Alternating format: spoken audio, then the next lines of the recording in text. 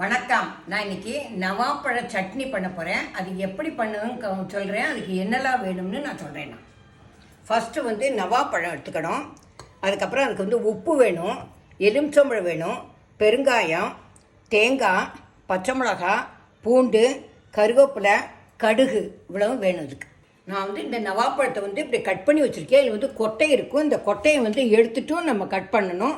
Cut பண்ணிவிட்டு நான் இப்போ சட்னி எப்படி அரைக்கிறது காமிக்கிறேன். முதல்ல நவாப்பழம் கட் பண்ணி வச்சுருக்கிறத போடுறேன்.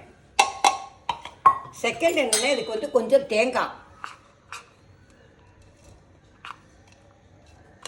அதுக்கப்புறம் பச்சை மிளகாய், காரத்துக்கு தக்கபடி பச்சை மிளகாய் போட்டுக்கோங்க. நான் ஒரே ஒரு பச்சை மிளகாய் இது காரமாக இருக்குங்கிறதுனால ஒன்று தான் போட்டிருக்கேன். அதுக்கப்புறம் 2 பல் பூண்டு, அதுக்கப்புறம் கொஞ்சம் பெருங்காயம், அதுக்கப்புறம் உப்பு,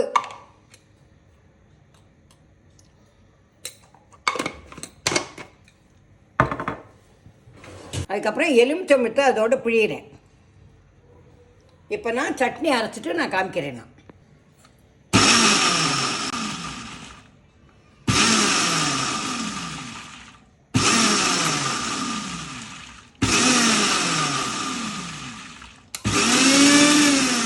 கடுகும் கருவேப்பிலையும் தாளித்து கொட்டியிருக்கேன். இதை இந்த சட்னியில் போட்டு கிண்ட வேண்டும்.